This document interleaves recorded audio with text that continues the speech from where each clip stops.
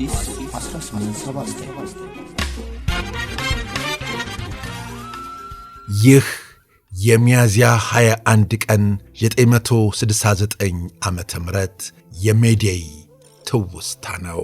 እንደምንም ብለው ወደ ውስጥ ለመግባት ሞከሩ። ገና ሬሳ ማከማቸው በር ላይ ደርሳ ወደ ውስጥ ስትመለከት ያየችውን ማመን አቃታት። የአስከሬን ማሳረፊያ ጠረጴዛዎቹ ላይ ሬሳዎች ተከምረዋል። የቤቱ ወለልም ሞልቷል። ንጹሕ ራስዋን መቆጣጠር አቃታት። አጥወለወላት። ገረመውና የመቅደስ እናት ከርቀት ታዩአት።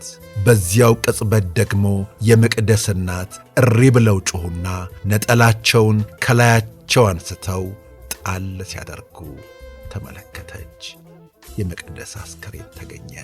ንጹሕ መቅደሴን ገደሏት፣ ጓደኛዬን ነጠቁኝ ብላ ጮኸች። ንጹሕ መቆም አቃታት። እንባዋን መገደብ አልቻለችም። የመቅደስ ሳቂታ ፊት ድቅን አለ።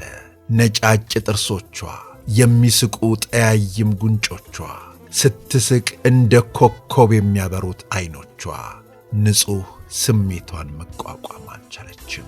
ልትወድቅ ስትል ዕዝራ ደገፍ አደረጋት። ደረቱ ላይ ልጥፍ አለች። ጓደኛዬን ጓደኛዬን አለች። ጓደኛዬ ወድሻለሁ፣ ካንቺ በፊት ያድርገኝ ያለቻት ትዝ አላት። አንጀቷ ተንሰፈሰፈ። መቅደሲ እኔን ያስቀድመኝ ብዬሽ ነበርኩ አለች በደከመና የእልክ ሳግ በሚተናነቀው ድምፅ።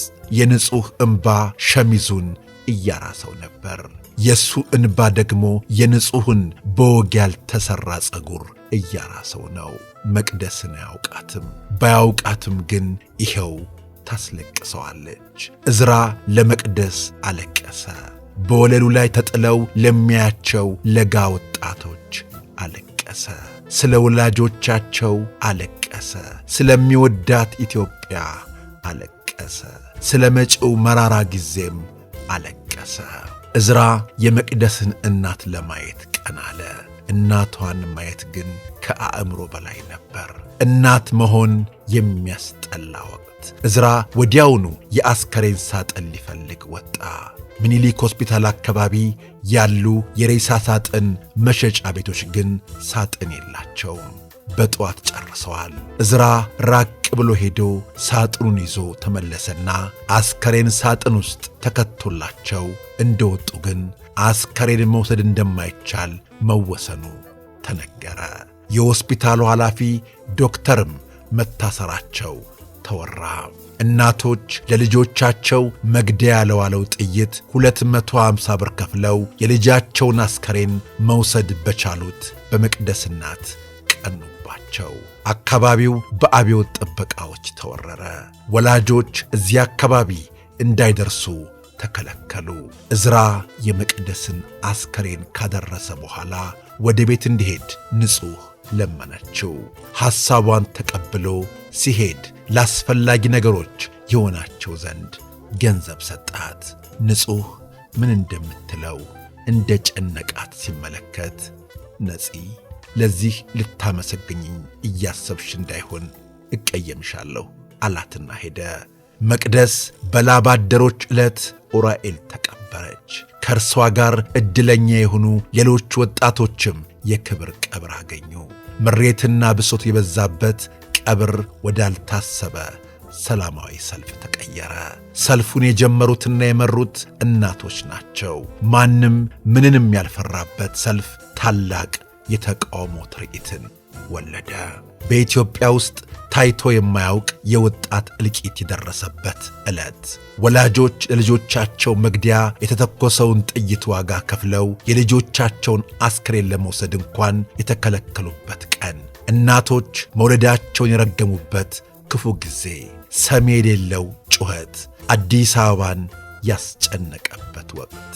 አዲስ አበባ ከየካቲት 12 የግራዚያኒ ጭፍጨፋ በኋላ ዳግም ትልቅ የለቅሶ ቤት የሆነችበት የጨለመ ቀን። ከጣሊያን በመጡ ሳይሆን ማኅፀኗ በፈጠራቸው ፋሽስቶች ማቅ የለበሰችበት ቀን። አዎን እነዚያ ሮጠው ያልጠገቡ የኢትዮጵያ ልጆች ከተሰዉ ዓመታት ተቆጠሩ።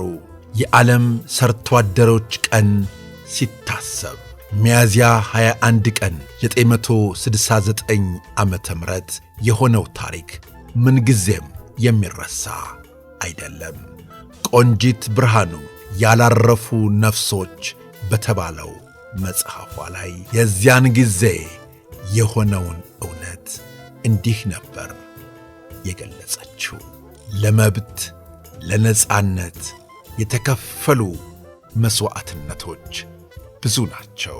ታሪኮቻችን ብዙ የሚነግሩን ነገር አለ። የሠራተኞች ቀንን ስናከብር ብዙ የተከፈሉ ነፍሶች አሉ። ለመብት መከበር የወደቁ ብዙዎች ናቸው። እነዚያን ብዙዎች ሁሌም እናስታውሳቸዋለን፣ እንዘክራቸዋለን። ይህን እያሰብን ያላረፉ ነፍሶች የተሰኘውን የቆንጂት ብርሃንን መጽሐፍ እንድታነቡት እንጋብዛችኋለን።